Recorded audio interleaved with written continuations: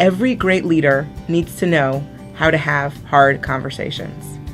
In Jewish tradition, there is a concept called machloket l'shem shamayim, which means a division or a dispute for the sake of heaven.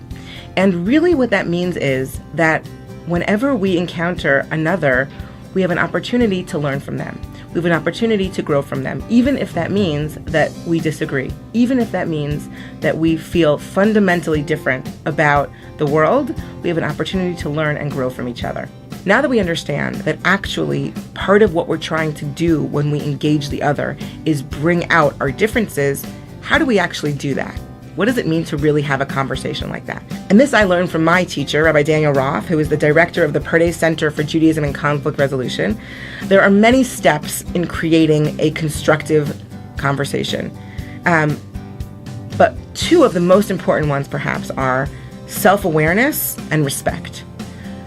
In order to engage in a conversation with another person and have that be a constructive conversation, I need to know who I am. I need to know what my issues are, what I'm bringing to the table, why I came to my own understanding of the situation, and I have to trust and have respect for the other. I have to think about what is the other person able to bring to the conversation. So I have to know myself, and I have to trust that the other person too is bringing their own unique perspective. And we're not going to necessarily come to an agreement, but we are going to be able to hear and understand each other. One of my favorite pieces of texts actually is by Rabbi Abraham Isaac Kook, and he says that there's a very famous passage in the Talmud which says, Amar Rabbi Elazar, Talmidei Chachamim Marbim Shalom Be'olam. Rabbi Elazar said, the disciples of the wise increase peace in the world. And it seems sort of counterintuitive, right? Because many times when we look at Talmidei Chachamim, at people who learn and teach Jewish studies and Jewish texts, that there's a lot of dispute actually. There's a lot of discord between different kinds of Jews and how they think about the world. And Rav Kook says we're fundamentally misunderstanding. Right? That it is said, right, all of your children are disciples of God, and much peace shall be among your children, right?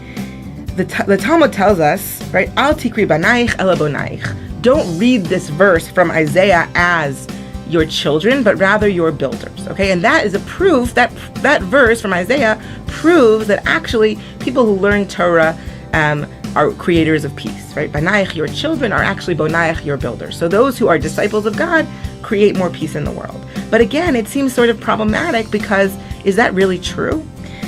Rav Kook says, Yesh to'im shechoshvim. There are those who are mistaken and think shehashalom ha'olami lo yibaneh ki im al yedei tzivyon echad b'deot v'tchunot. That there are those who think that world peace or universal peace will only be built when the world all agrees on one thing.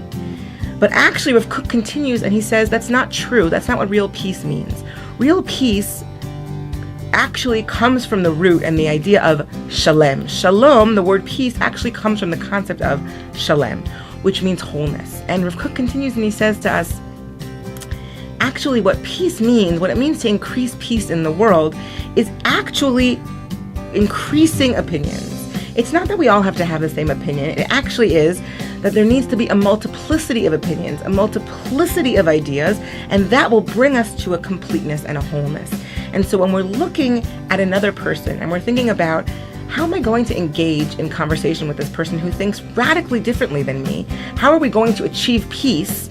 Actually, what Rav Kook asks us to do is to take leadership in saying this person's opinion is different than mine, but when we talk to each other, when we're able to treat each other with respect, when we're able to really see and value the other person, we actually bring more peace in that we bring out more ideas and more diversity. And so as leaders, instead of trying to build consensus, perhaps there's a value in building and bridging difference and really valuing our differences and hearing them and voicing them and respecting each other, and through our diversity actually building a unity because of our difference and not despite our differences.